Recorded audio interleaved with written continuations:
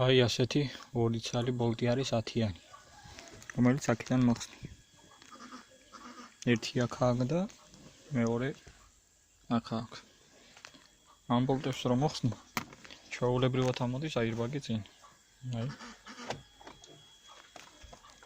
აქ შტეკერებს ჩახსნე თუ დაგჭირდება აირბაგის მოხსნა დემიოზე. ამ შტეკერებს ჩახსნე და ჩვეულებრივ აირბაგი ექნება ხელში.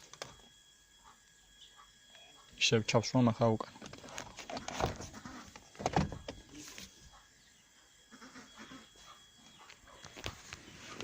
და ეს ბოლტები ისევ მიარგები იქ თავის ადგილზე.